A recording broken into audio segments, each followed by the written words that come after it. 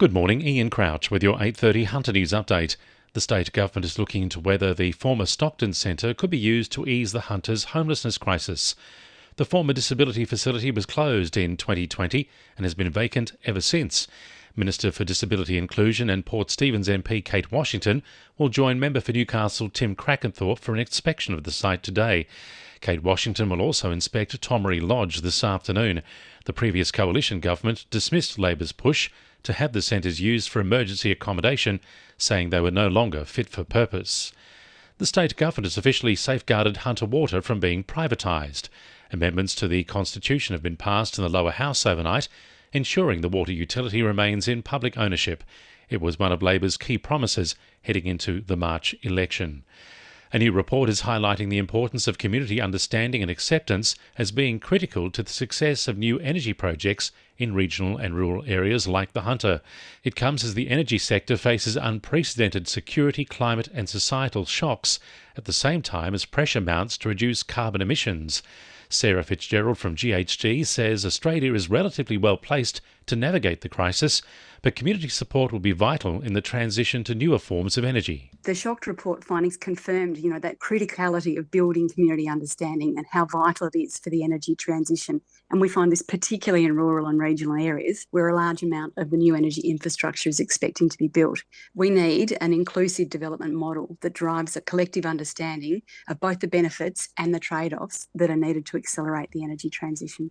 The Hunter Wetlands Centre is inviting us to celebrate World Environment Day this Sunday.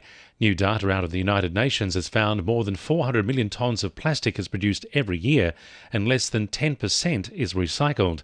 Volunteer Carolyn Gillard says there are steps we can take in our local community to help reduce waste. World Environment Day is a really important day in the environmental calendar to celebrate our environment, but also raise awareness for what we can do to help the environment. And this year the theme is solutions to plastic pollution. And wetlands are vitally important as they filter water and pollutants as it goes through the system. The University of Newcastle's continuing commitment to sustainability has been reflected in the latest Times Higher Education Impact rankings. The university has been ranked 28th overall in the world. It's also been ranked 6th in the world for sustainable cities and communities and 12th for climate action. Newcastle University has also come in first in Australia for its No Poverty and Zero Hunger initiatives. A free exhibition celebrating senior female artists from the Hunter will open at Nobby's Lighthouse this weekend. The Wild and Wise exhibition features multimedia works done by 10 local creatives and will open to the public from 10 a.m. tomorrow. Featured artist Sue Stewart says it's a testament to how beneficial a residency at the Lighthouse Gallery can be. The people that have done it have been so inspired. It's just fantastic. And just going up there, it's just brilliant, the views that you get from there. 2NURFM Sport.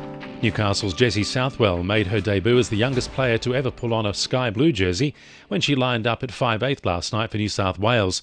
The Maroons took the win 18 points to 10, with Knights fullback Tamika Upton setting up their first try. Game 2 of the Women's State of Origin is in Townsville on June 22. The Kurri Kurri Bulldogs travel to Maitland No. 1 Sports Ground tomorrow as they prepare to take on the Newcastle Rugby League ladder leaders.